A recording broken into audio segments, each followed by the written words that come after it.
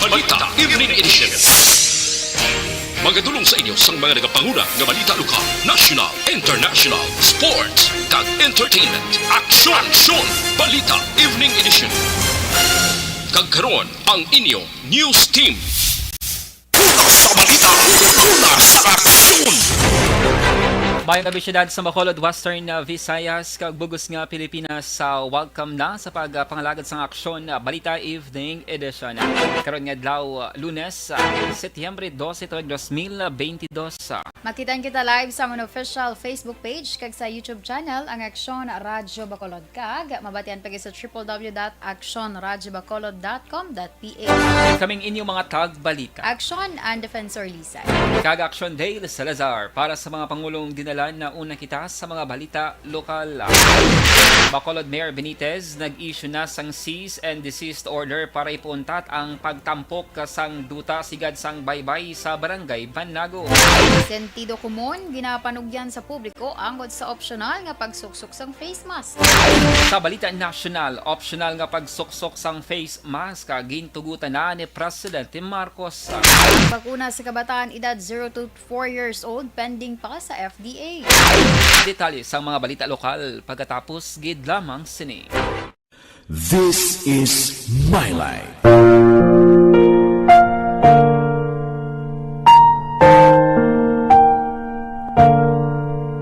This is my life. Ang tagsakatawo may kaugalingon nga istorya. Ang tagsakatawo may pinasahi nga inagihan sa kabuhi. Ang imo pagpasimpalad, pangabuhi kag kabudlayan, personal man o kung pamilya, hatagan sang kabuhi diri sa This is my life. This is my life. Magahatag sang kalingawan sa kahanginan sa mga mapuslanon nga impormasyon kag kasaysayan. This is my life. Hi, ako si Boy Duran, kaya I've been with Action Radio for almost mga 27 years. I'm Action Artay Kupon, the anchorman of Action Hotline program. I've been in Action Radio for more than 15 years. Hi everyone, I'm Wilma Antopina Sugaton. They call me Tito Wilma. I've been in Action Radio Bacolod for almost 2 decades. Ako si Rex Cantong, News Director at the same time Program Director sa Action Radio Bacolod. This is our 53rd anniversary story. Sa nagapadayon nga pandemya, hangkat para sa pungsod Pilipinas ang budget nga kinahanglan sa mga programa agon mapunggan ang paglaton sang COVID-19. Apang bulan sa Agosto nagwa ang balita. Si Castillo gidmani ang napatay ni kitingkadamo sa mga pasunib lang. Anong narabutan niyo sa investigasyon, Sir Man? Pag binaluhan ay tiro sa mga katapos ang PNP kag PNP. Klaro ni nga misencounter gid ni. Apat ka mga persona napatay sa naglutad nga shootout sa tunga sang Pag champion ang ginamit mo, may pagkakataon kang maging milyonaryo. Champion na, milyonaryo pa! Ilagay sa isang papel ang iyong name, age, address, phone number at pirmahan. Ilagay sa isang white legal-sized envelope at lakipan ng alinman sa mga required proof of purchase. Kasama dito ang tamang bilang ng empty sachets, wrappers at mga pouch ng Champion Superpower Detergent at Champion Antibacterial Fabricon. Sa labas ng envelope, ilagay ang promo title, ang POP na ginamit at MBC station na yung pinakikinggan. At ihulog ang iyong entries sa mga drop boxes na makikita sa iyong mga favorite MBC radio stations. Mas maraming entries, mas malaki ang chance mong manalo. Mamimigay kami ng 1 million pesos sa ating grand draw at libo-libong piso pa in cash sa mga weekly draws na magaganap sa mga MBC radio stations nationwide. Champion na, milyonaryo pa. Champion, tapat po sa inyo. Brought to you by Champion Superpower Detergent with X-Stain Technology at Champion Antibacterial Fabric Conditioner. Timbangan sang katarungan. Timbangan sang katarungan. Panatuntunan sa mga individual nga nagatalakay sang ilang kabuhi nga nakahimo sa mga butang nga may salabton sa kasuguan. Court is now in session. Pagpangawat, kidnapping, pagpamatay, immoralidad, iligal nga droga kag iban pa nga klase sang krimen. Kalabanan sa ila nagapati nga makaluwas sa ila nahimo nga sala, apang ang timbangan sa katarungan wala nagakatulog. Kag madabat ang sinuman nga matuon nga nakasala, kag mahatagan hustisya ang wala sang sala. Ang tanan dapat alalangay lang. Timbangan sang katarungan. Mabatian kada hapon pagkatapos ng drama, mensahe sang paghigugma.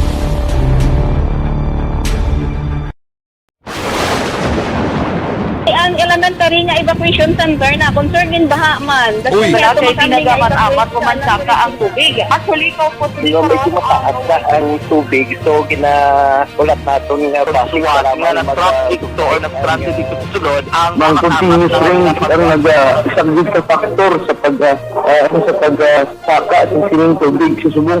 Ang Pilipinas sa mayroon sa early warning system para mahibaluan ang lakas ng panahon. Gani, wala sa rason nga hindi kita makapreparar karon ni rainy season. Yari ang pila ka mga action tips nga dapat mo may baluan. Kung nagapuyo sa lugar nga masami ginabaha, mag-monitor sa balita para sa anunsyo sang pag-asa sa lakas sang panahon. Isa sa pinakapos nga pamaagi para maligawan nga magsulod ang baha sa balay, among paggamit sang sandbag. Ang sandbag ang isa kasako nga may unod nga balas nga pwede ibutang sa pertahan upon ginaagyan sang tubig para temporaryo nga makontrol ang pagsulod sang tubig sa inyong nga balay. Antes naman ng rainy season, dapat nakapreparar ka na sang pagkaon, flashlight, pito, kandila, hygiene kit, power bank, transistor radio, importante nga mga dokumento kag iban pa nga kinahanglanon. Ini ang dapat isulod sa go bag nga dapat ibutang sa isa ka lugar nga mapos kuhaon sa tion nga kinahanglan nga mag-evacuate. Action Radio Philippines Standard Time na size 17 kagkaron sa detalye na sang mga balita lokal. Nag-issue na si Bacolod Mayor Albi Benitez ng cease and desist order kon CDO para ipunta tong pagtampok sang duta sa higad sang baybay sang kompaniyang konektado si Bacolod Councilor Vladimir Gonzales sa may purok bayanihan na Barangay Banago Syudad sa Bacolod. Ini matapos man ang reklamo sang mga pumuluyo batok sa proyekto sang Home Invest Ventures Incorporated. Base sang bando sang alkalde na petsan Setyembre 9, 2022, kinahanglan nga ma-verify ang classification sang propiedad kung wala nagasunod ang mga aktibidad sa mga regulasyon sang Department of Environment and Natural Resources kay iban pa nga ahensya sang gobyerno. Subong nga hapon sang nabaton sang kompanya ang notisya. Bawod sini ginapauntat sang alkalde ang nagapadayon nga embankment with slow protection project sa lugar pending sang inventory, certification kag land survey sang DNR. Base man sa DNR Department Order Number 2004-24 kag DNR Administrative Order Number 2007-29. Tari na, I think hatagan siya notes kay Vlad. It's a may corporation to nga ginhatagan sa notice pending our aton query sa ang kabahin sang tingog ni Bacolod Mayor Albi Benitez. Panugyan ni Governor Bong Lacson sa publiko nga usaron ang ginatawag nga sentido komon sa paghimo bilang optional ang pagsuksok sang face mask outdoor sa Negros Occidental. Suno sa gobernador, nagapabili ng kaso sang COVID-19 sa probinsya. Gan importante ang pagsuksok sang face mask sa mga matawo nga lugar pareho sang public transport, eskwelahan, private kag public buildings kag mga konsyerto. Nagligad nga biyernes sa nag-issue sang executive order si Lacson may kang tanan sa optional nga pagsuksok sang face mask sa outdoor kag open spaces sang tanan nga mga persona sa teritoryo sang probinsya.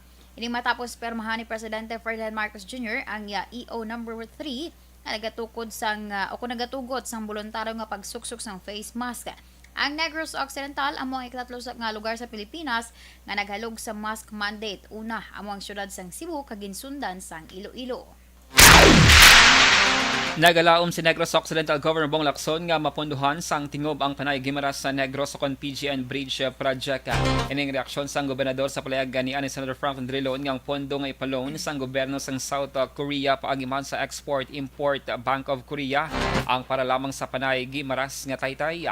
Suno sa gobernador, masami na nga problema ang pagpain sang pondo sa mga proyekto sang gobyerno.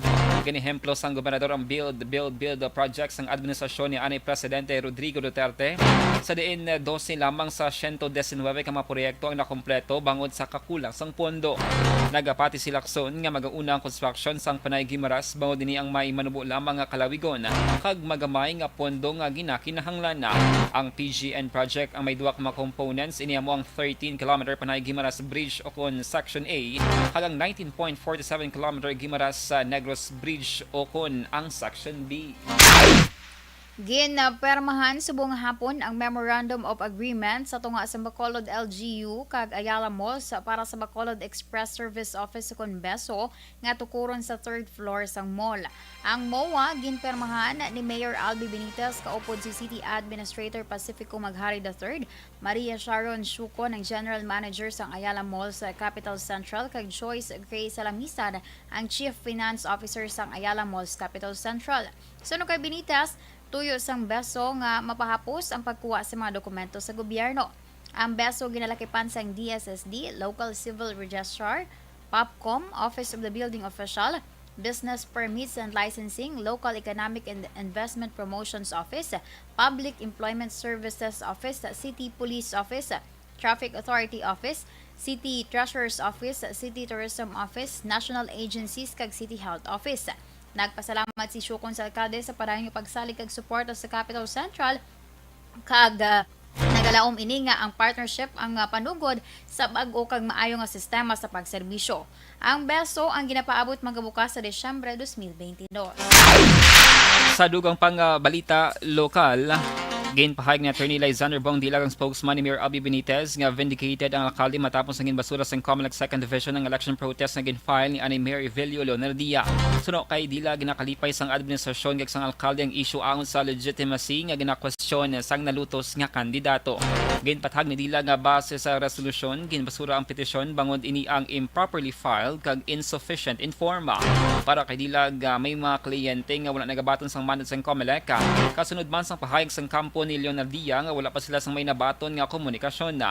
Kung madumduman, una nga nagpagawa sang statement si Dr. Chris Sorongan ng spokesman ni Leonardia nga ila himuon ang tanan nga legal remedy sa sining nga election protest. Action Radio Philippine Standard Time alasay sa 22 hindi na problema mabalang mataas nga Pasalamat kami sa inyong mga bulong nga isa ini nga nakatabang sa amin din. Sa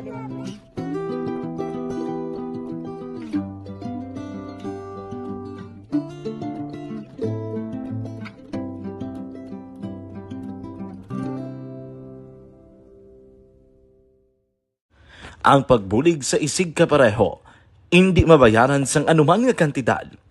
Rason kun nga ang nagapati ang Aksyon Radyo Bacolod nga ang pagbulig, hindi kinahanglan dako o kun madamo. Ang importante, may tion nga ginpalabot ang bulig sa mas nagakinahanglan.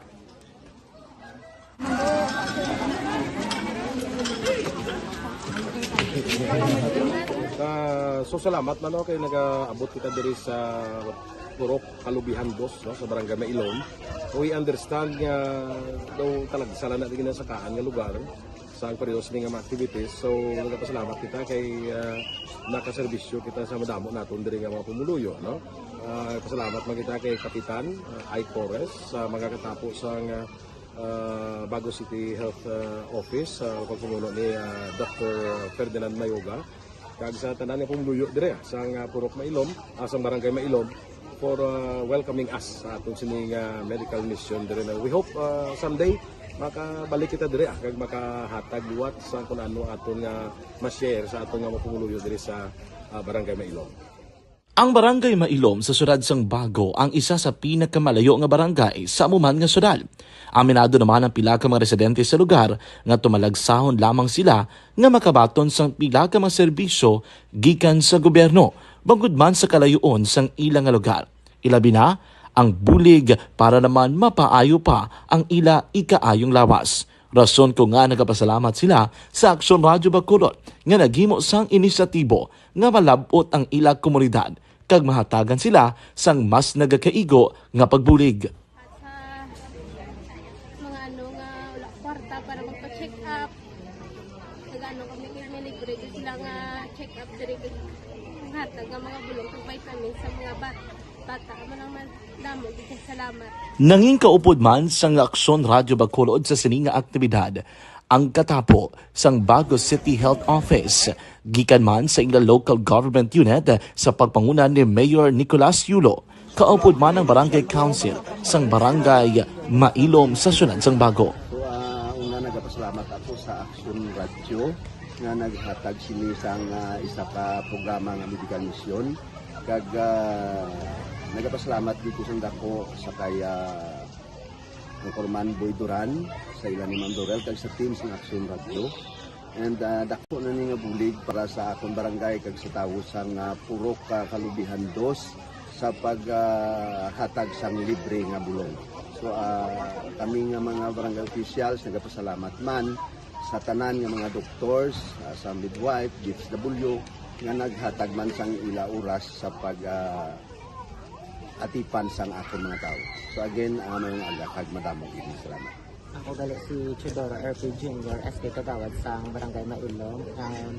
Nagapasalamat ko sa ini nga medical mission nga natabo sa subong sa diri nga purok kay syempre damo gid ang kakinahanglan sang mga amo nga limuon or hilikoton kag pagapasalamat dito ay nga nakabulig kamo di sa amon. Amo lang yan sila. Regarding sa Aksyon Radio Bacolod, nagapasalamat din sa TM nga ginatag sa amon pag hatag sa medical mission diri sa Purok Kalubihan 2 nga salamat nito nga patigayon ng mga activity together man sa among CHO kag sa among mga barangay council.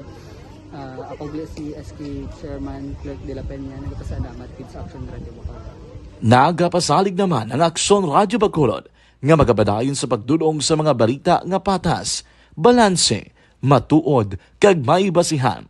Kabay pa nga magapadayon man kamo sa pagsuporta sa istasyon nga madugay na napamatud-an nga may ikasarang sa pagdulong sang kalidad nga serbisyo sa kahanginan kag sa komunidad. Subong man inyo buligan sa pagpangamuyo nga magapadayon ang amon advokasya sa pagdulong sang maayo nga serbisyo publiko. Sa liwat no nagapasalamat ako sa tanan nga mga staff nga naghatag sa amon sa mga bulong. Ako gali si Alma Donato Banguyo, taga Purok Kamutihan 2. Labaw sa tanan kay Kapitan Ay kung sa iyang mga kaupod nga mga opisyalis kag sa tanan nga mga doktor nga karon napasalamat kami sa inyong mga bulong nga isa ini nga nakatabang sa amon diri. Sa liwat may And the winner for Digital Storytelling Best Social Media Video is John Dale Salazar, Bacolod, Aksyon Radyo Bacolod, Nurse, DHW, kag iban pa. Magluwas sa mga frontliners nga nagarisgo sang ila kabuhi sa sulod sang hospital. Nagakaangay man nga hatagan naton sa pagkilala ang mga frontliner nga nagatrabaho sa sulod sang isolation facility. Ang mga doktor kag nurse nga nagarisgo man sang ila kabuhi sa pagtatap sa mga asymptomatic kag mild COVID cases. Ang mga barangay health workers nga gin-assign sa isolation facility, mga cook nga nagaluto sa mga pagkaon sa mga COVID positive, ang extraction kag disinfection team sang syudad, ang mga utility personnel nga nagakuha sang basura sang mga pasyente. Ini ang mga frontliners kag nakit-an ko ang ila sakripisyo apisar sang manubo nga sweldo o kun allowance halin sa gobyerno. Ako si Action Dale, COVID positive sadto. Naka-recover sa masakit bangod sa bulig sang sini nga mga tawo. Madamo gid nga salamat sa tanan nga frontliners. Ano bala ang matuod nga lawong sa pagpalangga? Kalipay? Kasubo? Ukon kasakit? Mensahe sang paghigugma.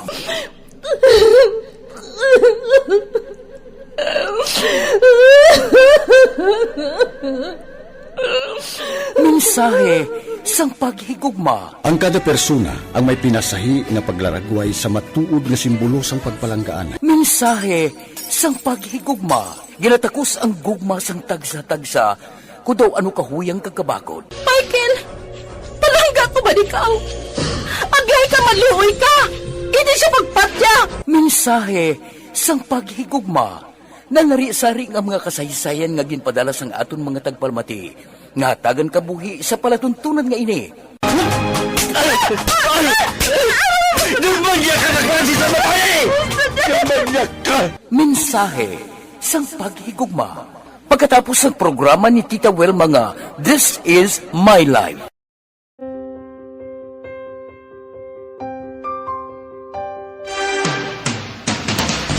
Action Radio Philippines Standard Time, alas 6:30, pagkaroon sa detalye na sang mga balita nasyonal.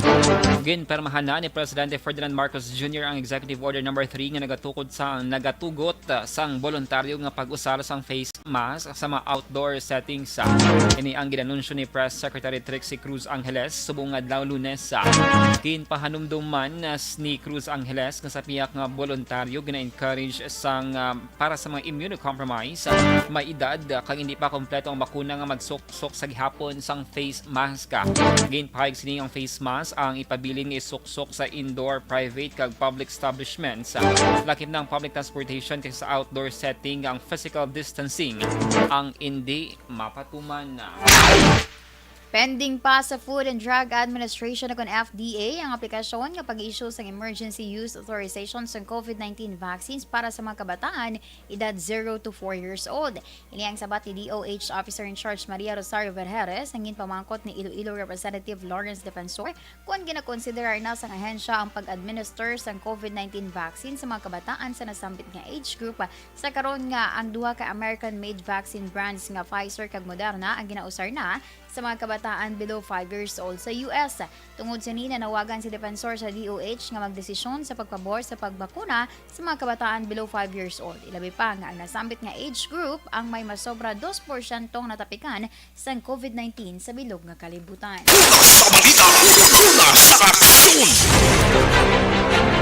Action Radio Philippines Standard Time, alas 6:32 sa inyo nabatian ang kabugusan nga mga balita sa Action Balita Evening Edition. Karon nga daw Lunes, Setyembre 12, 2022. Sa liwat kaming inyong mga tagbalita. Action and Defensor Lisa. Kag-Action Day la Salazar, una sa balita, una sa aksyon, sa Bacolod Action Radio. Action Radio!